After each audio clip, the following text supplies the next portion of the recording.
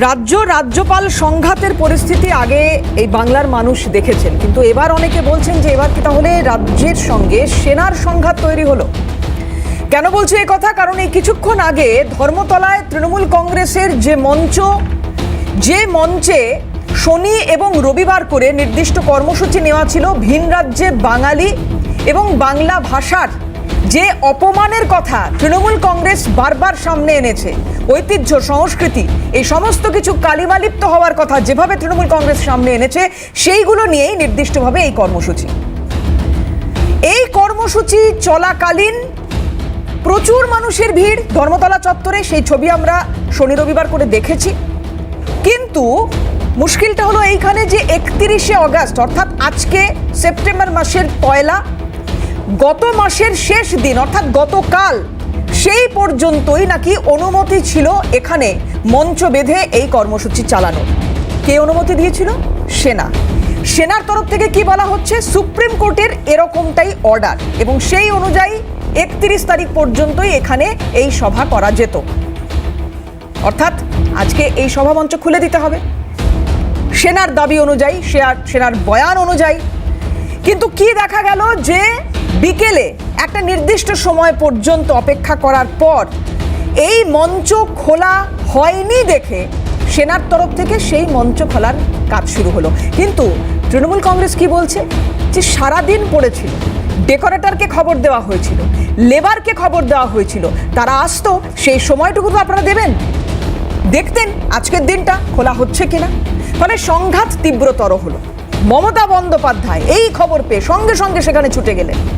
কি বলেছেন শোনাবো আপনাদের। একদিকে যখন এই ঘটনাগুলো ঘটছে, পাশাপাশি এসএসসি নিয়ে এখনো পর্যন্ত উত্তাল হয়ে রয়েছে এই বাংলার রাজনীতি, সমাজনীতি। আজকে অ্যাসেম্বলিতে একটি নির্দিষ্ট কর্মসূচি নিয়ে যারা যোগ্য চাকরিহারা বলে দাবি করেছেন নিজেদেরকে, তারা গিয়েছিলেন। আজকে এসএসসি ভবন অভিযানও তারা করেছেন, সেগুলো আলোচনায় রাখবো। হাল্লা বল, আমি দেবারতী রয়েছি আপনাদের সঙ্গে। শুরু করব অনুষ্ঠান এবং শুরুতেই আজকে কি বলেছেন মমতা বন্দ্যোপাধ্যায় ওই ধর্ণা মঞ্চে, যে ধর্ণা মঞ্চ খুলে দিচ্ছে সেনারা। পৌঁছে গেলেন মমতা বন্দ্যোপাধ্যায়, কি বললেন দেখুন। প্যান্ডেল আর্মিকে দিয়ে খুলিয়েছে। আমার আর্মির বিরুদ্ধে কোনো ক্ষোভ নেই, তার কারণ we are proud of our army. কিন্তু আর্মিকে যখন বিজেপির কথায় চলতে হয় তখন দেশটা কোথায় যায় সেটা নিয়ে সন্দেহ জাগে। আমি যখন এখানে আসছিলাম, আপনারা অনেকে ছবিও পেয়েছেন, প্রায় 200-র মতো আর্মি তারা আমাকে দেখে ছুটে পালাচ্ছিল। আমি বললাম, why you are running away? You are my friend. If they misuse army like this to dismantle the political party stage, এটা আপনাদের দোষ নয়। আপনারা বিজেপির কথায় করেছেন, দিল্লির কথায় করেছেন, দিল্লির ডিফেন্স মিনিস্টারের কথায় করেছেন, এটুকু বুদ্ধি আমাদের আছে। I am blaming BJP party, their minister. I am not blaming the army. I am sorry to say it is not the army. पीछा में क्या है? छुपा रुस्तम बीजेपी पार्टी है। ভাষা সন্ত্রাসের বিরুদ্ধে আমাদের আন্দোলন চলছিল, চলবে, আরো জোরদার হবে। আজকে যে ঘটনা ঘটিয়েছে বিজেপি, তার বিরুদ্ধে আমি আগামীকাল বেলা 2টো থেকে 4টে সব ব্লকে, সব ওয়ার্ডে, সব জেলায়, সমস্ত পঞ্চায়েতে আমি প্রতিবাদ মিছিল ভাষা সন্ত্রাসের বিরুদ্ধে। আর আমাদের ভাষা সন্ত্রাসের বিরুদ্ধে যে সব স্টেজ ছিল, আমাদের যে ধর্ণা মঞ্চ ছিল, সেই মঞ্চকে ভেঙে দেওয়ার প্রতিবাদে এদের প্রোগ্রাম চলবে। একটা এজেন্সির নাম বলুন যারা নিরপেক্ষ। এরা একটাই পক্ষ, এরা হচ্ছে স্বৈরাচারী পক্ষ এবং এরা হচ্ছে বিজেপি পক্ষ। যেদিন বিজেপি কালকে থাকবে না, তখন এরা কি করবে? কোথায় পালাবে? পালাবার পথ নাই। আমার মনে হয় এটা অনৈতিক কাজ, অগণতান্ত্রিক কাজ, unconstitutional, undemocratic, unethical and misuse of BJP power. They want to use army for their own purpose. This is a sad message of the day. বাজে কথা কেন বলছো ভাই? কলকাতা পুলিশকে একবার জিজ্ঞেস করেছিল, আমাদের পার্টির সাথে আমার সাথে কথা বলেছিল? আমরা যারা পার্টির দায়িত্বে আছি কারোর সাথে কথা বলেছিল? যারা দায়িত্বে আছে, প্রোগ্রাম হলে পরের দিন সব খুলে যায় না, টাইম লাগে। আমরা স্যাটারডে সানডে করে করবো বলে বলেছিলাম, অন্যদিন যাতে অসুবিধে না হয়। মোদিবাবুর পারমিশন নিয়ে আমার প্রোগ্রাম করতে হবে না, আমি জনগণের পারমিশন নিয়ে প্রোগ্রাম করি। তাহলে এবার প্যানেলটা শুরু করব। আমাদের সঙ্গে যারা উপস্থিত রয়েছেন তাদের সঙ্গে আলাপ করাই। প্রথমে স্টুডিওর বাইরে যারা উপস্থিত রয়েছেন তাদের সঙ্গে আলাপ করাবো। অবসরপ্রাপ্ত সেনাকর্তা কর্নেল রাজেন্দ্র ভাদুড়ি রয়েছেন আমাদের সঙ্গে। রাজেন্দ্রবাবু, স্বাগত জানাই আপনাকে সিএনএ। পাশাপাশি ফিরদৌস শামীম রয়েছেন আমাদের সঙ্গে, বিশিষ্ট আইনজীবী। ফিরদৌস দাকে স্বাগত জানাবো আমার অনুষ্ঠানে। আমার সঙ্গে স্টুডিওয় যারা রয়েছেন, তৃণমূল মুখপাত্র সম্রাট চক্রবর্তী রয়েছেন, সম্রাট দাকে স্বাগত জানাবো, এবং বিজেপির তরফ থেকে মুখপাত্র অরিজিৎ বক্সি রয়েছেন, অরিজিৎ দাকেও স্বাগত জানাবো। আমি শুরুতেই একটু কর্নেল রাজেন্দ্র ভাদুড়ির কাছে যেতে চাইবো। কর্নেল সাহেব, নিয়ম কি বলে? দেখুন, এটাতে দুটো ইস্যু আছে। প্রথম হচ্ছে যে কমপ্লিট ময়দান চত্বর, যেটা মানে হেস্টিংস, আরসিটিসি, তারপরে ভিক্টোরিয়া, কমপ্লিট মেন ময়দান থেকে নিয়ে ইডেন গার্ডেন্স অব্দি, এটা পুরো হচ্ছে ডিফেন্স এস্টেট। আর এটার কাস্টোডিয়ান হচ্ছে আন্ডার দি মিলিটারি, মানে বেঙ্গল এরিয়াতে যে ডিফেন্স এস্টেট অফিসার আছে তার আন্ডারে, আর জিওসি বেঙ্গল এরিয়ার আন্ডার এখতিয়ারের আন্ডারে আছে। তো সেটা হচ্ছে জিওরিসডিকশন। দ্বিতীয় ব্যাপার হচ্ছে যে আমরা একটা স্বাধীন দেশ, ডেমোক্রেটিক কান্ট্রি।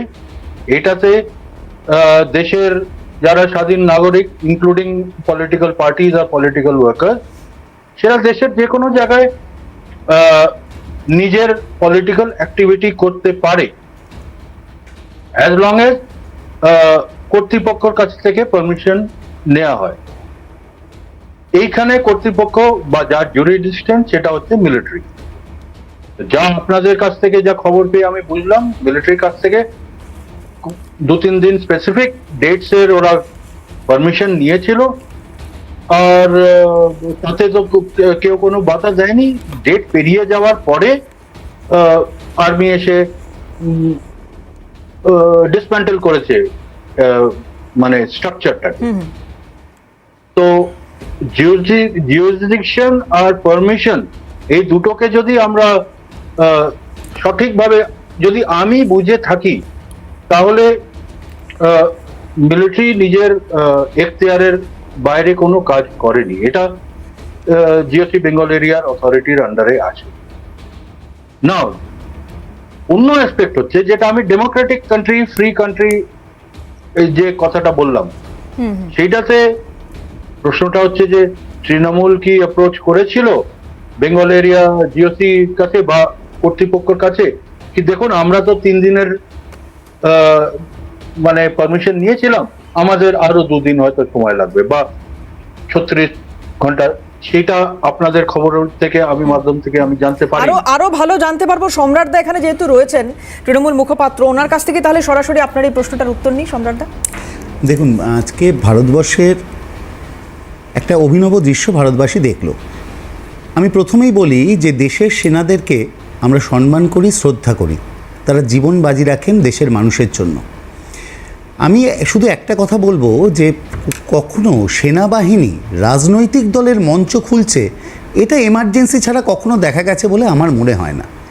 প্রশ্ন একটাই, বিজেপি দল দেশের সেনাবাহিনীকে আর কতটা নিচে নামাবে?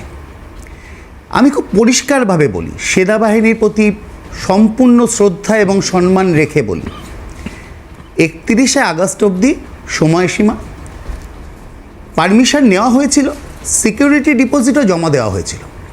তাহলে একটা 24 ঘন্টার সময়, একটা নোটিশ কলকাতা পুলিশকে, আজকে আপনারা জানেন যে আজকে পুলিশ ডে, কলকাতা পুলিশকে তাদেরকে জানানো, যে রাজনৈতিক দল সভা করার জন্য অনুমতি চেয়েছে, যারা প্যান্ডেল বানিয়েছে তাদের সঙ্গে কথা বলা। যদি সবটা সেনাবাহিনী করে থাকেন, রাজ্যের মাননীয় মুখ্যমন্ত্রী তো ওখানে উপস্থিত হয়েছিলেন, আমরা সেই দৃশ্য দেখেছি, আপনাদের কাছে নিশ্চয়ই আছে, আপনারা পারলে দেখাবেন একবার, যে মুখ্যমন্ত্রী যখন সেখানে উপস্থিত হলেন তখন সেনাবাহিনী চলে যাচ্ছে। সেনাবাহিনী কেন মুখ্যমন্ত্রীর সামনে দাঁড়িয়ে, মুখ্যমন্ত্রী তো অনেকক্ষণ ছিলেন, ওখানে দাঁড়িয়ে সাংবাদিক সম্মেলন বক্তব্য রাখলেন, সাংবাদিকদের প্রশ্নের উত্তর দিলেন। তিনি বললেন পরিষ্কারভাবে যে আমার দলকে কলকাতা পুলিশকে জানানো হয়নি। সেনাবাহিনীর যে কর্তারা সেখানে উপস্থিত ছিলেন তারা ওই সভাস্থলে দাঁড়িয়ে মুখ্যমন্ত্রীকে বললেন না কেন, না ম্যাডাম জানানো হয়েছিল, এই তার এভিডেন্স। তা কিন্তু করা হলো না। মুখ্যমন্ত্রী নামলেই, যার গাড়ি থেকে নামতেই আমরা দেখলাম সেনাবাহিনী পেছন দিকে মুখ করে চলে গেল। প্যান্ডেল ডিসমেন্টেল করা কি সেনাবাহিনীর কাজ? যে ভারতীয় সেনাদের ভারতবাসী 143 কোটি ভারতবাসী শ্রদ্ধার আসনে রাখে, তাদেরকে দিয়ে প্যান্ডেল খোলানো হচ্ছে। আমি আবার বলছি যে বিজেপি আর কত নামাবে। কেন বলছি কথাটা, বিজেপি কেন? আপনারা দেখবেন যে কারণেই আন্দোলনটা হচ্ছিল, কেন আন্দোলনটা হচ্ছে? বাংলা ভাষার ওপর আক্রমণ, বাঙালির ওপর আক্রমণ, বাংলার ওপর আক্রমণ। এই আক্রমণের পরিপ্রেক্ষিতে বাংলার অস্মিতাকে বজায় রাখার জন্য, বাংলার সংস্কৃতি, বাংলার ঐতিহ্যকে বজায় রাখার জন্য গণতান্ত্রিক পদ্ধতিতে গান্ধী মূর্তির পাদদেশে এই আন্দোলন হচ্ছে। নির্বাচন আসলে এবং নির্বাচনের ঠিক আগে থেকে দেখা যায় বিজেপি অতি সক্রিয়তা তৈরি হয়ে যায়। কখনো অর্থনৈতিকভাবে অবরুদ্ধ করে দেওয়া, কখনো তাদের শাখা সংগঠন ইডি, সিবিআই, এনআইএকে লেলিয়ে দেওয়া, কখনো নির্বাচন কমিশনকে রাজনৈতিক উদ্দেশ্যে ব্যবহার করা। এবং আজ আমরা যখন দেখে আসছিলাম মহারাষ্ট্র পুলিশ বাঙালিদেরকে নির্বিচারে পুশব্যাক করছে, দিল্লি পুলিশ বাঙালিদের ওপর অত্যাচার করছে, দিল্লি পুলিশ প্রত্যক্ষভাবে জানতে চাইছে বাংলা বলে ভাষা আছে কি না, নাকি শুধু সেটাই বাংলাদেশি ভাষা। যখন আমরা দেখলাম উড়িষ্যায় ডাবল ইঞ্জিন বা ট্রাভেল ইঞ্জিনের সরকার বাঙালিদের ওপর অত্যাচার করছে, আমরা যখন দেখলাম মহারাষ্ট্রে বাঙালিদের ওপর অত্যাচার হচ্ছে, তার বিরুদ্ধে গণতান্ত্রিক পদ্ধতিতে আন্দোলন, সব পুলিশের রাজত্ব শেষ হওয়ার পরে সেনা নামিয়ে দেওয়া হলো। কিন্তু রাজ্যটার নাম পশ্চিমবঙ্গ, নেত্রীর নাম মমতা বন্দ্যোপাধ্যায়। এখানে কোনো রকম দমননীতি এবং স্বৈরতন্ত্র চলবে না। আগামী দিনে লাগাতার আন্দোলন হবে। আমি আবার বলি, সেনাকর্তাদের প্রতিরক্ষা দপ্তরের থেকে কোনো নির্দেশ এসে থাকলেও তাদের সহিষ্ণুতা দেখানো উচিত ছিল, অন্ততপক্ষে 24 ঘন্টার সময় দেওয়া উচিত ছিল। না, সেইটা নিয়েই তো কথা হচ্ছে সম্রাটদা, যে সেই পারমিশনটা এখানে চাওয়ার কোনো বিষয় ছিল কিনা, যেটা আমাদের সঙ্গে অবসরপ্রাপ্ত সেনাকর্তা কর্নেল সাহেব বলছেন। আমি আসবো সম্রাটদা, আপনারা যে কথা বলছেন রাজনৈতিক কোনো অভিসন্ধি থাকার কথা না, একটা আপনারা সন্দেহ প্রকাশ করছেন এবং পরিষ্কারভাবে বলছি, হ্যাঁ, এবং সরাসরি আজকে মাননীয় মুখ্যমন্ত্রী সে কথা বলছেন। কিন্তু একজন সেনাকর্তা, তার সঙ্গে কথা হচ্ছিল এবং তিনি যে কথা বলছেন যে এখানে সুপ্রিম কোর্টের একটা অর্ডার রয়েছে, সেই অর্ডার যেখানে 3 দিন পর পর কোনো রাজনৈতিক দলকে সভা করতে দেওয়া হয় এবং তারপরে যদি সেটা কোনোভাবে না মানা হচ্ছে বা 3 দিনের পর থেকে 4 নম্বর দিনটায় যদি দেখা যায় যে সেই মঞ্চগুলো রয়েছে, তাহলে সেখানে ব্যবস্থা নিতে পারে সেনা চাই। আমি একটু সুবিধা হবে, এক্ষেত্রে সভাটা কিন্তু 1 মাস ধরে চলেছে। না না দাদা, আমি সেটা বলছি না, আমি বলছি মঞ্চ তৈরি করে রাখা। আমি একটু শোনাই ওই সেনাকর্তা কি বলছেন, তাহলে আপনার সঙ্গে কথা বলতে আরো সুবিধা হবে। কি বলেছেন একটু শোনাবো সেনাকর্তা, দেখুন কি বলছেন। लोकल मिलिट्री अथॉरिटी है कलकत्ता में आर्मी का, वो किसी भी प्रोग्राम का मैदान एरिया में किसी भी प्रोग्राम के लिए तीन दिन का परमिशन दे सकता है। ये एज पर सुप्रीम कोर्ट का डायरेक्टिव है। इसके बियॉन्ड परमिशन अगर चाहिए हो तो मिनिस्टर ऑफ डिफेंस से लेना पड़ता है। परमिशन बिगिनिंग ऑफ अगस्त में दिया गया था करीब 3 दिन के लिए, बट ऑलमोस्ट अब 1 महीना होने वाला है और ये रिमूव नहीं किया गया है। तो आर्मी ने इनको कई बार रिमाइंडर्स भेजे और उसके बाद फिर पुलिस को बताया, फिर जब ये नहीं हटाया गया तो पुलिस को बता के फिर आर्मी इज रिमूविंग इट। তাহলে তো এর মধ্যে রাজনৈতিক অভিসন্ধি খোঁজার কোনো মানে নেই। না না, আমি একটা কথা বলি, 31শে আগস্ট পর্যন্ত এই সভার অনুমতি ছিল, এটা তো প্রকাশ্যে বলা হয়েছে। 31শে আগস্ট পেরিয়ে যাওয়ার পরে আজকে কিন্তু সভা হচ্ছিল না, প্যান্ডেলটাকে খুলে নেওয়া হচ্ছে। আপনি 31শে আগস্ট পর্যন্ত অনুমতি ছিল, এই কথাটাও কিন্তু বলা হয়েছে। আবার এখানে একটা কন্ট্রাডিকশন তৈরি হলো, যেখানে উনি বললেন 3 দিনের সবার অনুমতি দিয়ে 1 মাস সময় নেওয়া হয়েছে। তাহলে কোনটা ঠিক? প্রশ্ন হচ্ছে কোনটা ঠিক? 3 দিন তো অনেক আগেই হয়ে গেছে। আর আজকে যদি 31শে আগস্ট পর্যন্ত সবার অনুমতি থেকে থাকে, তাহলে আজকে কিন্তু সভা হচ্ছিল না, সভা 31শে আগস্ট পর্যন্তই হয়েছে। প্যান্ডেল খুলতে একটা বিয়েবাড়ি, বাড়ির সামনে বিয়েবাড়ি বা রাস্তা দিয়ে যখন আমরা রাস্তায় কোনো অনুষ্ঠানের জন্য প্যান্ডেল করি, একটু সময় লাগে। আমরা ন্যূনতম 24 ঘন্টা সময়, বা সেনাকর্তা যদি এটা পরিষ্কারভাবে বলতেন 31শে আগস্ট পর্যন্ত অনুমতি আছে, তারপর থেকে আমরা এই করেসপন্ডেন্স করেছি পুলিশের সাথে বা যে রাজনৈতিক দল সভা করার অনুমতি নিয়েছিল তাদের সাথে, তাহলে আমার মনে হয় বিষয়টা পরিষ্কার হতো আমাদেরও এবং যে দর্শকরা দেখছেন তাদের কাছে। কর্নেল সাহেব বোধহয় কিছু বলতে চাইছেন, হ্যাঁ বলুন। হ্যাঁ, আমি আমি আমি বলতে চাইছিলাম তৃণমূলের যে স্পোক্স পারসন, ওনার কথা আমি শুনলাম, উনি উনি ঠিক কথা বলছেন, কিন্তু if I understand correctly, army 31শে অগস্ট অব্দি যা পারমিশন দিয়েছিল তার মধ্যে কোনো ইন্টারফারেন্স করেনি। হ্যাঁ, উনি বলছেন যে আর্মি ওয়েট করতে পারতো, আর্মি কোঅর্ডিনেট না, army is the custodian. Permission যারা নিয়েছে তাদের responsibility to inform the army. Army ইউজারের কাছে যাবে না, মানে আর্মির কথা বলছি না, আমি অথরিটির কথা বলছি। অথরিটি যে পারমিশন দিয়েছে সে ইউজারের কাছে কখনো যায় না, ইউজারকে যেতে হবে অথরিটির কাছে, কি স্যার আমরা এতদিন অবধি পারমিশন নিয়েছি, আমাদের আরো 24 ঘন্টা লাগবে ডিসমেন্টেল করতে, তো ওই জিনিসটা হয়নি। আবার যেমন উনি বললেন যে মিছিল হচ্ছিল না, মানে ওদের প্রোটেস্ট আর হচ্ছিল না, ওটা শেষ হয়ে গেছিল 31st। এখন আর্মি কেন ডিসমেন্টেল করলো? আরে আর্মি ডিসমেন্টেল করলো কি ডেকোরেটরের লোক এসে ডিসমেন্টেল করলো? তাতে পলিটিক্যাল ইন্টারফারেন্স, আর্মি পলিটিক্যাল বা ডেমোক্রেটিক রাইটের মধ্যে ইন্টারফেয়ার করলো কি করে? আচ্ছা, বুঝলাম। একটা বিরতি নেবো, আমি আসবো দাদা, একটা খুব শার্প ব্রেক নেব। বিরতির পর ফিরে এসে অরিজিৎ দা রয়েছেন এবং শামীম সাহেব রয়েছেন, দুজনের কাছেই যাব। এবং পুলিশের তরফ থেকে, কলকাতা পুলিশের তরফ থেকে বলা হচ্ছে যে রাজনৈতিক দলটি তারা নির্দিষ্টভাবে অনুমতি নিয়েছিল। কি বলছেন সেই পুলিশ কর্তা, সেটাও শোনাবো। ওনাদের কাছে যারা অর্গানাইজার তারা বলছেন যে তাদেরকে চিঠি দেওয়া হয়েছে এবং তারা সময় টু সময় পারমিশন ওরা চেয়েছেন যথাযথ নিয়ম মেনে। তো আর্মি তরফ থেকে অন্য কথা বলা হচ্ছে এবং যারা অর্গানাইজার তারা বলছেন তারা তাদের চিঠি দিয়েছেন, যেরমভাবে পারমিশন নেওয়া উচিত সেরমভাবে পারমিশনের জন্য চিঠি করা হয়েছে প্রপারলি। এবং আর্মি হয়তো পারমিশন দিচ্ছে না, মানে যেই সময় চাওয়া হয়েছে সেই সময়ের জন্য প্রত্যেক সপ্তাহ অন্তে দুদিন করে আর্মি পারমিশন দিচ্ছেন, যদি অর্গানাইজাররা চেয়েছেন পুরো সময়টাই যেন পারমিশন দেওয়া হয় এই জিনিসটাকে রাখা। তো এটা নিয়ে এদের মধ্যে একটা স্টেলমেট চলছে, এটা তো পার্মানেন্ট নয়, this is a temporary structure only. এবং এই স্ট্রাকচারের জন্য তো যারা অর্গানাইজার তারা তো সঠিক নিয়ম মেনে তারা চিঠিও করেছেন, তারা পারমিশনও চেয়েছেন এবং সময় টু সময় তারা ফিজও জমা দিয়ে, এবং এই এলাকা যাতে ল অ্যান্ড অর্ডার ঠিক থাকে সেই দায়িত্বটা আমাদের। নেপথ্যে রাজনৈতিক ষড়যন্ত্র, অরিজিৎ দা। দেখুন, আমি তো সে একটা জিনিস বুঝতেই পারছি না যে এই যে পুলিশ সাহেব ইনি বাইট দিলেন, মানে কোন ইন্টারেস্ট থেকে দিলেন? মানে আমার উল্টে প্রশ্ন, মমতা ব্যানার্জি বলছিলেন না ওই কি আর্মিকে কে নিচে নামাচ্ছেন নাকি, কলকাতা পুলিশকে আর আপনি পুলিশ মন্ত্রী হিসাবে কত নিচে নামাবেন? এই যে হচ্ছে, এটা হচ্ছে ব্যানার, হয়তো মোবাইলে দেখা যাবে না, আমি পড়ছি, আমার কাছে ছবিটা রয়েছে, যে ব্যানারটা ওই মঞ্চে লাগানো ছিল। প্রতিবাদ আন্দোলন তারিখ 30 ও 31শে অগস্ট, অর্থাৎ দুদিনের জন্য। এটা তৃণমূলের ব্যানার পড়ছি আমি, বিজেপির নয়। স্থান গান্ধী মূর্তি পাদদেশ কলকাতা। কারা অর্গানাইজ করছে? নিচে বড় বড় করে নাম লেখা, পশ্চিমবঙ্গ কিষাণ ক্ষেত মজুর তৃণমূল কংগ্রেস। আমি তো বুঝতে পারছি না, মাননীয়া 30 বার বললেন কলকাতা পুলিশকে জানাতে পারতো, কলকাতা পুলিশকে জানাতে পারতো, ওরা খুলতে পারতো প্রোগ্রামটা ওই ক্ষেত মজুর তৃণমূল কংগ্রেসের, আর প্যান্ডেল খুলবে এসে কলকাতা পুলিশ। মানে ঠিক ওই সমন্বয় বৈঠকগুলো চলার সময় জেলার ডিএম আর এসপিকে যেভাবে নাম ধরে বলতেন, এই তুই বল, আর পাশে ওনার দলের নেতাকে বলতেন এই সব্যসাচী বল, ঠিক একই রকম ব্যাপারটা এখানে পাওয়া যাচ্ছে না। এই যে মমতা ব্যানার্জি বলছিলেন, আমার না মাঝে মধ্যে খুব ইচ্ছা করে ওনাকে ওনার ভাষাতেই উত্তর দিই, পারি না, সম্ভব না।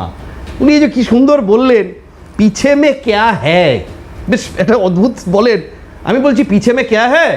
পিছে মে ওই ত্রিফলা আলোর দুর্নীতি হ্যায়, পিছে মে টেট কেলেঙ্কারি হ্যায়, পিছে মে এসএসসি কেলেঙ্কারি হ্যায়, পিছে মে 7 লাখ কোটি টাকা দেনা হ্যায়।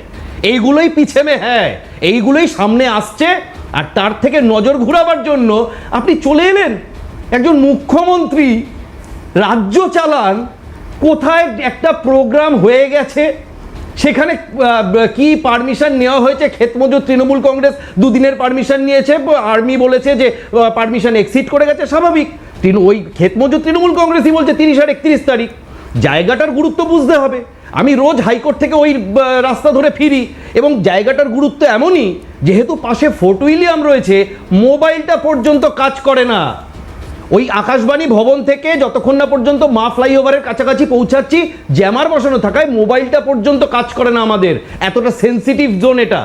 সেই জায়গায় একটা প্রোগ্রাম হয়ে যাওয়ার পর যে রাস্তা দিয়ে রোজ লক্ষ লক্ষ ভিআইপি মুভমেন্ট হয়, এটা তো কলকাতা পুলিশ বললো যে আমাদের কাজ হচ্ছে ল অ্যান্ড অর্ডারটা মেনটেন করা। তা মাননীয় কলকাতা পুলিশকে কি ডেকোরেটার্সের ভূমিকা তো নামিয়ে আনছেন?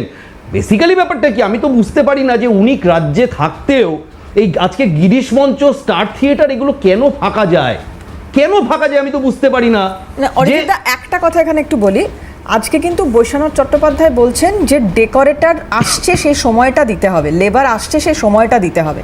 কলকাতা পুলিশ তাদের কাছ থেকে অনুমতির কথাটুকু এসছে, বাট এই মঞ্চ খোলার কাজটা ডেকোরেটর লেবার এরা করবে, এদের আসতে সময় দিতে হবে, এই কথাটাই বৈশ্বনাথ চট্টোপাধ্যায় বলেছেন আজকে। সেটা উনি বলতেই পারেন। আমার বক্তব্য হচ্ছে, আমি আর্মির মুখপাত্র নই, কিন্তু যেহেতু মাননীয়া এবং এখানে যিনি মুখপাত্র রয়েছেন তিনিও একটা বিজেপির ওই বলে কি একটা সিঁদুরে মেঘ দেখলে ডরায় সেরকম ব্যাপার রয়েছে, সবের মধ্যেই বিজেপির ভূত দেখেন। তো বিজেপি দেখতেই হবে, বিজেপি পশ্চিমবঙ্গে আগামী দিনে ক্ষমতা আসছে, দেখতে হবে, সহ্য করতে হবে, কিছু করার নেই। কিন্তু কথাটা হচ্ছে এভাবে ভয় পেলে আর এভাবে মানে উল্টোপাল্টা কথা বললে তো হবে না।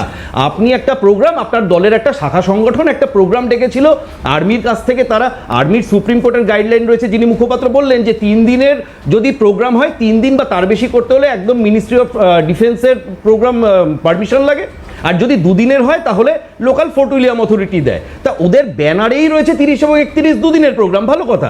31 তারিখ মিটে গেছে কাল রাত্রির 12টার সময়, আমি ধরে নিলাম রাত 12টা ছেড়ে দিন। আর্মিকে যখন আসতে দেখা গেছে তখন মোটামুটি আমার ধারণা ওই দুপুর 3টে 3:30 এরকম সময় থেকে খবরটা সম্প্রচার হচ্ছে যে আর্মি এসে খোলাখুলির কাজ শুরু করছে। আমার বক্তব্য হচ্ছে আর্মিকে আসতে হলো কেন? জায়গাটা একটা প্রচণ্ড সেন্সিটিভ জোন, এটা নিয়ে যেমন কোনো সন্দেহ নেই। দ্বিতীয়ত সেই জায়গার সেন্সিটিভিটি মাথায় রেখে এবং পারমিশনের কথা মাথায় রেখে, এটা তো আমি বলবো এমন একটা দল সরকার চালাচ্ছে, তাদের এইটুকু ন্যূনতম দায়িত্ববোধ নেই যে একটা অনুষ্ঠান হওয়ার পরে রাত 12টা থেকে বিকেল 3টে-4টে পর্যন্ত সময় চলে যায়, তারা ওই হাইলি সেন্সিটিভ জোন থেকে তাদের ওই স্ট্রাকচারগুলো ডিসম্যান্টেল করাতে পারে না। এটা কি প্রমাণ করে?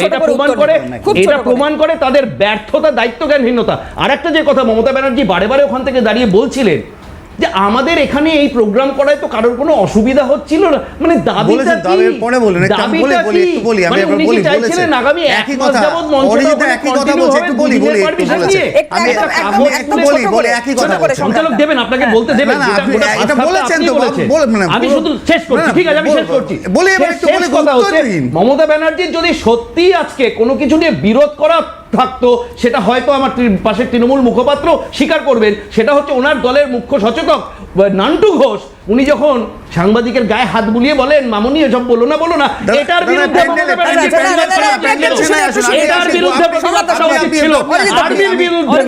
আমি একদম খুব সংক্ষেপে বলছি। প্রথম কথা হচ্ছে যেটা আপনি শোনালেন সেনাকর্তার বক্তব্য আর একজন যিনি সেনা প্রধান কর্নেল আমাদের সাথে রয়েছেন, দুটো বক্তব্যের মধ্যে কিন্তু ফারাক দেখতে পেলাম আমি। যিনি বললেন যে 3 দিনের পারমিশন নিয়ে, যে বক্তব্যটা আমরা সেনা কর্নেলের বাইরের থেকে যে বক্তব্য শুনলাম, তিনি বললেন 2 দিনের 3 দিনের পারমিশন নিয়ে 1 মাস। এটা কিন্তু সত্যি নয়। তাহলে এটা প্রমাণ হয়ে গেল 31শে আগস্ট পর্যন্ত সভা করার পারমিশন নেওয়া হয়েছিল এবং তার জন্য সিকিউরিটি ডিপোজিট জমা দেওয়া হয়েছিল। 31শে আগস্ট পর্যন্তই সভা করা হয়েছে, আজকে 1 সেপ্টেম্বর সভা করা হয়নি। সভা করার সময় তো আপনাকে বাধাও দেয়নি। না আরে মাঝখানে কথা বললে তো আমরা বলছি কিন্তু আমাদের এখানে যে প্যানেলে যিনি সেনাপ্রধান রয়েছেন তিনি বলছেন, তিনি সঠিক কথা বলছেন হয়তো, যে তারপরে করতে পারে। আমার প্রশ্ন হচ্ছে রাত্রির 12টার পর থেকে 1 সেপ্টেম্বর পড়লো, তার মধ্যে থেকে কি করেসপন্ডেন্স সেনাবাহিনী করেছেন বা আদৌ করেননি? যদি না করে থাকেন আমি বলছি কোনো দায়বদ্ধতা নেই করার, কিন্তু তারা কেন এই বাইকটা দিলেন যে আমরা করেসপন্ডেন্স করেছি? আচ্ছা, ফিরদৌস শামীম রয়েছেন, আমি একটু আইনটা বোঝার চেষ্টা করব। শামীম দা,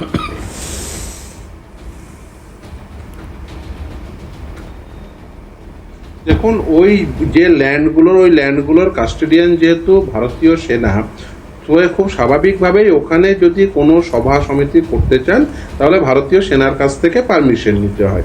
এবং এটা যে শুধুমাত্র মমতা বন্দ্যোপাধ্যায়ের মানে দলের একটি সংগঠন, শাখা সংগঠন, তাদের সভার বিষয় নয়, যে কেউ ওখানে সভা করতে চান তাকেই পারমিশন নিতে হয়। ইভেন আমরা আদালতে মামলাও করি যে দেখুন হয়তো অনেক সময় হয়তো পারমিশন দিচ্ছেন না, যেমন ধরুন ওয়াকাপের আন্দোলন যখন করতে গেছিল তারা বলেছিল সেই সময় আর্মিদের একটা অনুষ্ঠান আছে তাই সেই জন্য দেওয়া যাচ্ছে না, পরে দেবেন। মানে এটা নতুন কোনো বিষয় নয়। আমি বুঝতে পারছি না এই বিতর্কের কি প্রয়োজন।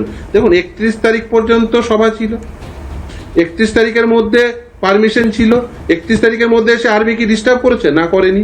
তাহলে 31 তারিখ পেরিয়ে যাওয়ার পরে আপনি 1 তারিখ যখন এটা খোলা হয়নি আর্মি এসে খুলে দিয়েছে, আপনার শ্রমিক আসতে দেরি করছিল, ডেকোরেটরের লোক আসতে দেরি করছিল, আর্মি খুলে দিয়েছে, ভালো তো, আপনাদের কাজটা সহজে করে দিয়েছে। ফলে এটা নিয়ে আননেসেসারি কেন বিতর্ক তৈরি করছেন?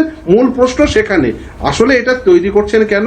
তার কারণ আপনারা এই 1806 জনের লিস্ট বেরোনোর পর থেকে আপনারা দেখাচ্ছেন মুখ্য সচেতকের পুত্রবধূ, আপনারা দেখাচ্ছেন এমএলএর মেয়ে, আপনারা দেখাচ্ছেন বিভিন্ন তৃণমূল কংগ্রেসের নেতা নেত্রী, একেবারে সভাধিপতি থেকে শুরু করে পাড়ার কাউন্সিলর পর্যন্ত, কোনো কিছু বাকি নেই।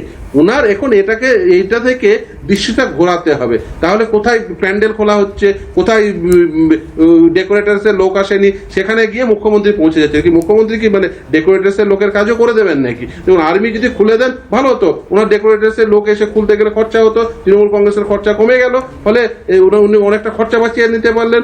ফলে আর্মিদের তো ওনাকে থ্যাংক ইউ বলা উচিত যে থ্যাংক ইউ, আমাদের লোক আসতে দেরি হচ্ছিল, আপনারা খুলে দিয়েছেন। সেটা না বলা বাদ দিয়ে সেটা নিয়ে আননেসেসারি বিতর্ক করার তো কোনো মানে হয় না। আপনি বলুন যে আমি সভা কন্টিনিউ করতে চাইছিলাম, আর্মিকে এই কমিউনিকেশন করা হয়েছিল, তারা সেই কমিউনিকেশনে তারা রিজেক্ট করেছে, এই গ্রাউন্ডে আননেসেসারি রিজেক্ট করেছে। সেটাকে কি করেছে? তাও করেনি। আপনি আপনার রাজ্যে কি করেন? আপনার যেখানে বিরোধী থেকে শুরু করে ছাত্রছাত্রীরা তারা দুটো কথা বলতে চান, সেই কথা বলার পারমিশনটুকু দেন না। শুধু তাই না, তাদেরকে এসে আননেসেসারি পিটিয়ে তুলে দেন এবং তাদের বিরুদ্ধে বিভিন্ন ধারায় মামলা করেন। কেন মামলা করেন? আমি শামীম সাহেব ঠিক এই জায়গাটাতে আসার চেষ্টা করছি। তার মানে আপনি বলছেন যে নজর ঘোরানোর জন্য আজকে মানে এসএসসির যে পরিস্থিতি এই মুহূর্তে তৈরি হয়েছে পরীক্ষা নিয়ে বা যা যা জটিলতা তৈরি হচ্ছে, যোগ্য অযোগ্য ইত্যাদি, সেখান থেকে নজর ঘোরাতে আজকে যা করা হলো সেটা এই কারণে। সম্রাটদার কাছ থেকে ডেফিনেটলি তাহলে এর উত্তর নেব, কিন্তু একটা বিরতি নিতে হবে। এবং কর্নেল রাজেন্দ্র ভাদুরী আমাদের সঙ্গে ছিলেন, অনেক ধন্যবাদ আমাদের সময় দেওয়ার জন্য। এবং এই এসএসসি নিয়ে আর কি কি জটিলতার মধ্যে এখনো পর্যন্ত যারা দাবি করছেন তারা যোগ্য চাকরিহারা, তাদের পড়তে হচ্ছে বা তারা বলছেন, আজকে অ্যাসেম্বলিতে তারা গিয়েও ছিলেন, কথা বলেছেন বিরোধী দলনেতা এবং আইএসএফ বিধায়ক নওশাদ সিদ্দিকীর সঙ্গে। সেই দলনেতাকে বললাম, নওশাদবাবুকেও বলেছি, আমরা ভেতরে চাইবো সরকার পক্ষেরও কেউ থাকুন, তাকেও জানাবো। এবং বিরোধী দলনেতা যেটা জানালেন সেটা অবশ্যই একটা সাধুবাদ জানাই এরকম একটা পদক্ষেপের জন্য। যদি উনি এটা করেন অবশ্যই খুব ভালো হয়, কারণ আমরা চাইছি যে যোগ্যদের স্বার্থে, শিক্ষার স্বার্থে যেন যারা মেধার ভিত্তিতে চাকরি পেয়েছে তাদেরকে সুরক্ষিত রাখার শেষ প্রচেষ্টাটুকু যেন করা হয়। সবাই যদি সকলে সর্বদলীয়ভাবে, সর্বসম্মতভাবে এটা করা হয়, এটা সত্যিই একটা রাজ্যের জন্য নজির হয়ে থাকবে এবং ভবিষ্যৎ প্রজন্মের কাছে একটা ভালো বার্তা যাবে বলে আমরা মনে করি। অবশ্যই সর্বসম্মতভাবে রাজ্য সরকার, বিরোধী দল সকলে মিলে করা হয়। যদি হাউসে ওরা ফেলেন, আমি কথা দিচ্ছি প্রিন্সিপাল অপোজিশন, মেন অপোজিশন হিসেবে আমরা সর্বদলীয় প্রস্তাবে সমর্থন করব এবং সেই প্রস্তাব নিয়ে সুপ্রিম কোর্টে রাজ্য সরকার যাবে। রাজনীতির রং ভুলে, রাজনীতির ঊর্ধ্বে উঠে আজকে শাসক এবং বিরোধীরা যৌথভাবে এই 15,000 শিক্ষক শিক্ষিকার চাকরি বহালের পক্ষে সর্বসম্মত সিদ্ধান্ত বিধানসভা করবে। আমরা যোগ্য শিক্ষকদের পাশে ছিলাম, আছি, থাকবো। সুতরাং আজকে যে প্রস্তাব দিয়েছে এই প্রস্তাব সম্পর্কে আমার বেশি কিছু জানা নাই। আমি আমার যারা আইনজীবী আছে তাদের কাছে এটা প্লেস করব, তাদের সাথে কথা বলবো যে এটা কতটা যুক্তিযুক্ত কথা বলেছেন।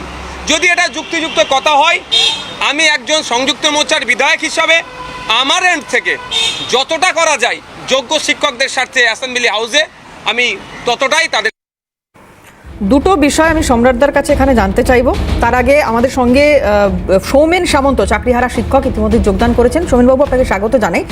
এর আগে একটা প্রশ্ন যেহেতু শামীমদা তুলেছিলেন, আমি সেটার উত্তর একটু সম্রাটদার কাছ থেকে নিয়ে নেব। প্রথম কথা হচ্ছে যে নজর ঘোরাতে, যেটা ফার্স্ট পার্টে আমরা আলোচনা করছিলাম, নজর ঘোরাতে অর্থাৎ এসএসসির ইস্যুটাকে উনি সামনে রেখে বলছেন নজর ঘোরাতে এই বিষয়টা আজকে ঘটলো, যা ঘটলো, এবং এই যে সর্বদল এক জায়গায় এসে একটা সিদ্ধান্ত নিক, চিন্ময় মণ্ডল বা এই চাকরি হারা যারা যোগ্য বলে দাবি করছেন সেই শিক্ষকরা যে কথা বলছেন, এটাতে মানে যদি এটা করা যায়, এই সর্বদল সর্বসম্মতি ক্রমে একটা কোনো সিদ্ধান্ত নেয়, সেখানে শাসক দল থাকবে।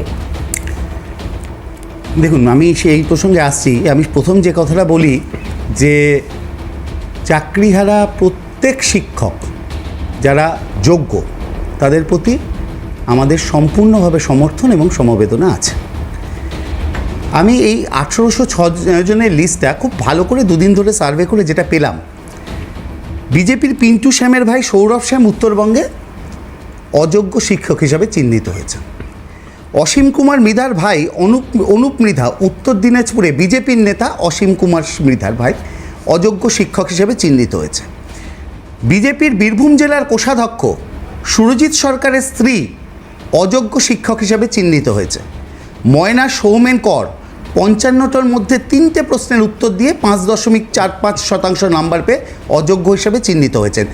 সিপিএমের নদিয়ার নেতা রিতেশ ঘোষ অযোগ্য হিসাবে চিহ্নিত হয়েছেন।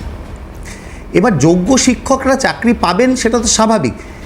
যে শুভেন্দু অধিকারী বক্তব্য শোনাচ্ছিলেন না, এই 1806 জনের মধ্যে 200 জন অযোগ্য শিক্ষক পূর্ব মেদিনীপুরের, 11% পূর্ব মেদিনীপুর থেকে। এই চিহ্নিত অযোগ্য যারা, তাদেরকে তো উত্তর দিতে হবে যে পূর্ব মেদিনীপুরের 11% মাত্র একটা জেলা থেকে কি করে হলো, তারা টাকাটা কাকে দিয়েছিলেন? শুভেন্দুবাবুকে। পরবর্তী ক্ষেত্রে মমতা বন্দ্যোপাধ্যায়, আমাদের দলের নেত্রী, রাজ্যের মুখ্যমন্ত্রী মমতা বন্দ্যোপাধ্যায় প্রথম থেকে শিক্ষকদের পাশে আছেন এবং তাদের পাশে থাকবেন। যদি সদর্থক কোনো আলোচনা হয়, নিশ্চয়ই রাজ্য সরকার, আমাদের দল তৃণমূল কংগ্রেস সেটা বিবেচনা করে সময় মতো জানাবে। তবে শুভেন্দু অধিকারী বা বিকাশ রঞ্জন ভট্টাচার্য বা অভিজিৎ গাঙ্গুলিরা যেভাবে প্যানেল বাতিল করা, যোগ্য অযোগ্য চিহ্নিত না করে একাধারে প্যানেল বাতিল করার জন্য বারবার কোর্টে গেছেন, যোগ্যদের প্রতি বিন্দুমাত্র সহমর্মিতা দেখাননি, তাদের কাছ থেকে নতুন কিছু এই প্রসঙ্গে আমরা অন্তত আশা করি। সেই তালিকায় কি আপনি ফিরদৌস দাকেও ফেলবেন? না, ফিরদৌস দা নিজে আইনজীবী হিসাবে গেছেন, তাদের বক্তব্য থাকতে পারে। সেক্ষেত্রে এরকম কিছু অভিযোগ প্যানেলে উঠেছিল, মানে বিকাশ রঞ্জন ভট্টাচার্যের পাশাপাশি ফিরদৌস শামীমের নামও সেখানে উঠেছিল যে প্যানেল বাতিল করার এরা চেষ্টা করছেন। আমি একটু ফিরদৌস দার রিয়াকশন নিতে চাইবো, এটার উপরে আমি আসবো। তারপরে স্বাভাবিকভাবে আমি ফিরদৌস দাকে তো ফেলতেই হবে, কারণ ফিরদৌস দা এই আইনি লড়াইয়ে এটা পার্ট ছিলেন, অবশ্যই লড়াই করেছেন তিনি। পুরো প্যানেল বাতিল হয়ে যাওয়ার বিকাশ রঞ্জন ভট্টাচার্যের সাথে ফিরদৌস শামীমের ভূমিকা ছিল।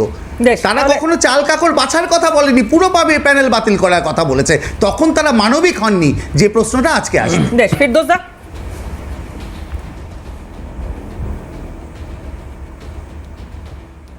দেখুন, বিকাশ রঞ্জন ভট্টাচার্য বা ফিরদৌস শামীম অমানবিক, বিকাশ ভট্টাচার্য বা ফিরদৌস শামীম দুর্নীতি করেছিল? প্রশ্ন থাকলো। দুর্নীতি করবেন মমতা ব্যানার্জি। আজকে যে 1806 জন নিয়ে আলোচনা করছিলেন না, এইটা কিন্তু শুধুমাত্র শিক্ষকদের তালিকা। এখনো পর্যন্ত গ্রুপ সি গ্রুপ ডি এর তালিকাটা আসেনি। কেন আসেনি জানেন? এই যে আপনি বলছিলেন যে তৃণমূল কংগ্রেসের এমএলএ, বর্তমানে মুখ্য সচেতক, এই অমকের আত্মীয় এই ব্যক্তি, এই যে গ্রুপ সি গ্রুপ ডি তালিকা এলে আপনি আজকে বলতেন মুখ্যমন্ত্রীর আত্মীয়া বৃষ্টি মুখার্জি। এই জন্য গ্রুপ সি গ্রুপ ডি তালিকাটা এখনো বের করেনি, শুধুমাত্র শিক্ষকদের তালিকাটা বের করেছে। শুধু তাই না, এই গ্রুপ সি গ্রুপ ডি, এই বৃষ্টি মুখার্জিদের মমতা বন্দ্যোপাধ্যায় কাজ না করে শিক্ষকরা 31শে ডিসেম্বর পর্যন্ত কাজ করবেন, মানে সুপ্রিম কোর্টের নির্দেশে, যারা এখনো পর্যন্ত টেন্টেড হিসেবে চিহ্নিত হননি। তাহলে এই যে গ্রুপ সি গ্রুপ ডির কিন্তু সে পারমিশনও সুপ্রিম কোর্ট দেয়নি।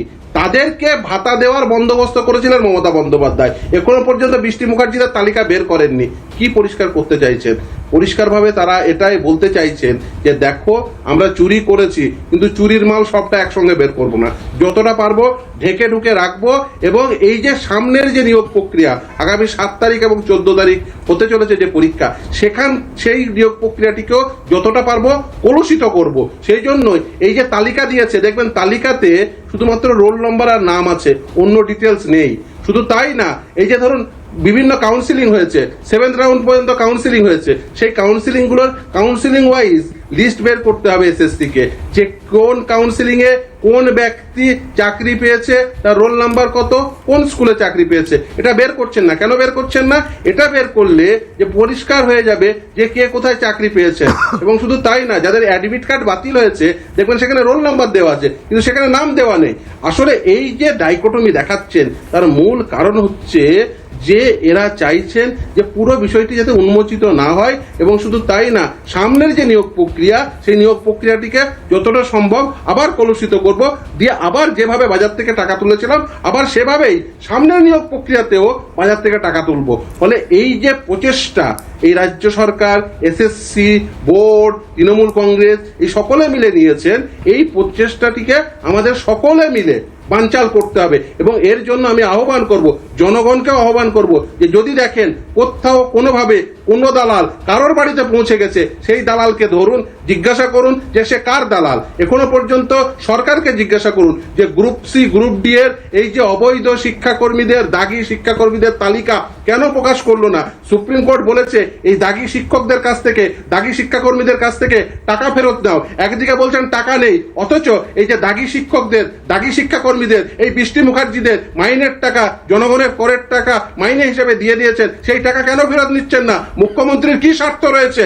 কেন তিনি একবারের জন্য বলছেন না যে আমার সরকারের কোনো টাকা নেই, এই এদের যারা দাগি শিক্ষক হিসেবে, দাগি শিক্ষাকর্মী হিসেবে টাকা দিয়েছেন আমি তাদের বিরুদ্ধেও ব্যবস্থা নেব এবং এদের কাছ থেকে টাকাটা আদায় করব এবং সেই টাকা ডিএ হিসেবে দেব? যার সেটা বলছেন না। কেন করছেন না? ফিরদৌস, আমি সব বুঝলাম, কিন্তু যেটা দাঁড়ালো শেষে, মানে আপনার এই বক্তব্যের পরে আমি যে প্রশ্নটা এখানে রাখতে চাইছি সেটা হচ্ছে, যারা যোগ্য বলে আজকে পথে রয়েছেন, আজকেও পথে রয়েছেন, যারা দাবি করছেন তারা যোগ্য, তাদের কি কোনো সুরাহা হলো? এক। আর দুই হচ্ছে দুর্নীতির অভিযোগ এসএসসির বিরুদ্ধে, আপনি বলছেন সরাসরি মুখ্যমন্ত্রী দুর্নীতি করেছে। যাই হোক, বোধহয় টেকনিক্যালি একটু এই জায়গাটা আমাদের সবারই একটু সংশোধন করে নেওয়া উচিত। সরাসরি সৌমেন সামন্তর কাছে যাব, অযোগ্যদের তালিকা সামনে, কিন্তু এতে কতটা আপনাদের সুবিধা হচ্ছে? সুবিধা আমাদের এখানে তো সুবিধার কোনো প্রশ্নই আসছে না। আমাদেরকে তো সুবিধার থেকে অসুবিধাই করে দেওয়া হলো, কারণ আমাদের পরীক্ষায় বসতে দেওয়া হলো না, রাতারাতি আমাদের অ্যাডমিট কার্ডটা তুলে নেওয়া হলো। প্রথমেই তো আমাদের কাছে প্রশ্ন এসএসসির কাছে, এবং শামীম স্যারের কথা অনুযায়ী আমার কাছে কিছু প্রশ্ন আছে যে এই লিস্টটা যে দেওয়া হয়েছে তার সঠিক তথ্য কি, কোন বেসিসে এই লিস্টটা দেওয়া হয়েছে? যাদের নাম সেখানে আমার নামও আছে। আচ্ছা, তার মানে আপনি আপনার নাম অযোগ্যদের তালিকায় আছে? এটা অযোগ্যদের তালিকা এসএসসি বলছে। আচ্ছা, কোন বেসিসে আমাকে অযোগ্য বলা হচ্ছে আচ্ছা, তার সঠিক তথ্য কিন্তু এখানে নেই। আমি কালকেও আপনাদের প্যানেলে বলেছিলাম যে আমাকে যদি এখানে আপনি অযোগ্য বলে দেখাতে হয় তাহলে তার কারণ এবং তার তথ্য সহ প্রমাণ এটাও কিন্তু তো আমার পাশে লিখে দেওয়া উচিত। আপনি আমাকে লিস্টে কেন অযোগ্য দেখাচ্ছেন তার ব্যাখ্যা আশা করি প্রথম দিন থেকেই শামীমবাবু এই কেসটা লড়ছেন, ওনার কাছে উত্তরটা থাকবে, এই লিস্টটা কোন বেসিসে দেওয়া হয়েছে এবং এসএসসির কাছে থাকবে। দ্বিতীয়ত প্রশ্ন হচ্ছে, অর্ডারের কোনো এমন একটা জায়গা নেই যেখানে ওএমআর ইস্যুটাকে মেনে নেওয়া হয়েছে। যদি মেনে নেওয়া হতো তাহলে যে অভিজিৎ গঙ্গোপাধ্যায়ের বেঞ্চে 9-10-এর শিক্ষকদের টার্মিনেট করে দেওয়া হয়েছিল এবং 2 মাস পরে যখন ক্যাপ্টেন এভিডেন্স নিয়ে অনিরুদ্ধ বেশের বেঞ্চ থেকে ফিরে আসে, তারপরে কিন্তু সেই ওএমআর এর ইস্যুটা সুপ্রিম কোর্ট মেনে নিতে পারেনি।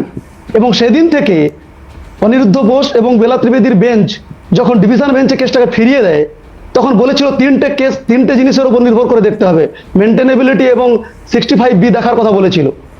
এই হাইকোর্টে দাঁড়িয়ে সেই দিনের যে পরিসংখ্যান ছিল তথ্য সিবিআই এর দেওয়া, সেই তথ্যটাকে উড়িয়ে দিয়ে, যেহেতু প্রমাণ করতে পারলো না যে ওএমআরটা অথেন্টিক, তার কোনো প্রমাণ সিবিআইও দিতে পারলো না, কি করা হলো, প্ল্যানিং করে হিয়ারিংটাকে দীর্ঘায়িত করে একটা নির্দিষ্ট কি করা হলো না, সিস্টেমেটিক ফ্রড একটা কথা নিয়ে আসা হলো, নতুন করে একটা গল্প তৈরি করা হলো, দিয়ে রাতারাতি 26,000 প্যানেলকে উড়িয়ে দেওয়া হলো।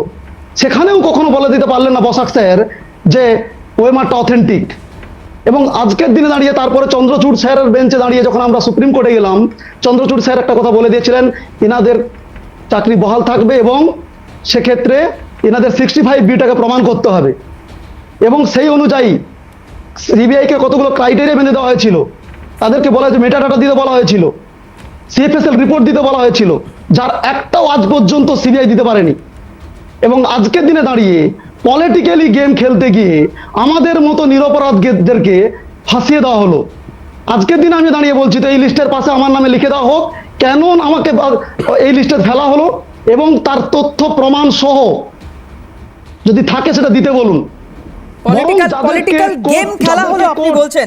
একটু অরিজিৎ দার কাছে যাই। অরিজিৎ দা, পলিটিক্যাল গেম খেলা হলো? দেখুন, আমি কখনোই একটা বিচারাধীন বিষয় নিয়ে এই ধরনের মন্তব্যের উত্তর দেওয়াটা আমার মনে হয় না ওপেন চ্যানেলে ঠিক, বা মানে কোথাওই দেওয়াটা ঠিক বলে মনে হয় না। তবে সৌমেনবাবু যে কথাটা বললেন তার মধ্যে যে একেবারে যুক্তি নেই তা কিন্তু নয়। কারণ এটা তো ঠিক যে লিস্টটা যেটা পাবলিশ হয়েছে, যাদের টেইন্টেড বলে দাগিয়ে দিল কমিশন, তারা কেন টেইন্টেড তার কোনো ব্যাখ্যা নেই। যদি আমরা এই লিস্টটা পাবলিশ করার সময় কমিশনের যে বক্তব্য সেটাকে আমরা মাইনুটলি দেখি, সেখানে দুটো পয়েন্ট উঠে এসেছে। যদিও আমি 3টে পয়েন্ট খুব ছোট্ট করে বলছি, কিন্তু যদিও সুপ্রিম কোর্টে এই বিষয়ে মামলা চলাকালীন সুপ্রিম কোর্টের বিভিন্ন সময়ের যে অর্ডার বা জাজমেন্ট, তাতে কিন্তু 3টে কথা বলা হয়েছিল। এক, মানে টেইন্টেড হওয়ার ক্ষেত্রে, এক ওএমআর শিটের ট্যাম্পারিং, নাম্বার 2 ছিল ম্যানিপুলেটেড র্যাঙ্ক লিস্ট, ইনফ্লুয়েন্সিয়ালদের ইনফ্লুয়েন্সিয়াল লোকেদের বদান্যতায়, তৃতীয় যেটা কিন্তু এক্সেসিভ বা কমিশনের যিনি প্রবক্তা ছিলেন তিনি কিন্তু একবারও উল্লেখ করলেন না, যে আরেকটা অ্যাঙ্গেল ছিল irregular issuance of appointment letters. অর্থাৎ এই যে কত 1804+2 পরে একটা সাপ্লিমেন্টারি লিস্ট 1806 জনের লিস্ট বার করলো, এদেরকে যদি কমিশনের বক্তব্য অনুযায়ী আমরা ধরে নিই যে ট্যাম্পার্ড ওএমআর শিট আর ম্যানিপুলেটেড র্যাঙ্ক লিস্ট রিলেটেড এই নামগুলো, তাহলে একটা বড় যে সংখ্যা যারা ইরেগুলার ইস্যুয়েন্স অফ অ্যাপয়েন্টমেন্ট লেটারের মাধ্যমে চাকরি সিকিউর করেছিল, তাদের নাম কোথায়? আমার তৃণমূলের প্রবক্তা পাশে বসে রয়েছেন, তিনি কিছু নাম বলছিলেন, তার হতে পারে তিনি দোষী হলে তার বিরুদ্ধে সাজা হোক, আমাদের কোনো বক্তব্য নেই। কিন্তু আমিও কতগুলো মেদিনীপুরেরটা বলুন না, তাহলে ঠিক বলি তাহলে আপনি বলতে না দিলে তাহলে কি করে বলবো? বলতেই তো দিচ্ছি, আমি তো প্রশ্ন না, আজকে আমি বোধহয় আর কাউকে বলতে দিতে পারবো না, কারণ সময় একদম শেষ। আমি প্রত্যেকের কাছে ক্ষমা প্রার্থী, প্রত্যেককে ধন্যবাদ আমাকে জানাতে হচ্ছে, আমি বাধ্য হচ্ছি আজকে এখানেই হাল্লাবোল শেষ করতে, আর অন্যান্য সমস্ত খবরের জন্য আপনার চোখ থাকুক CNN।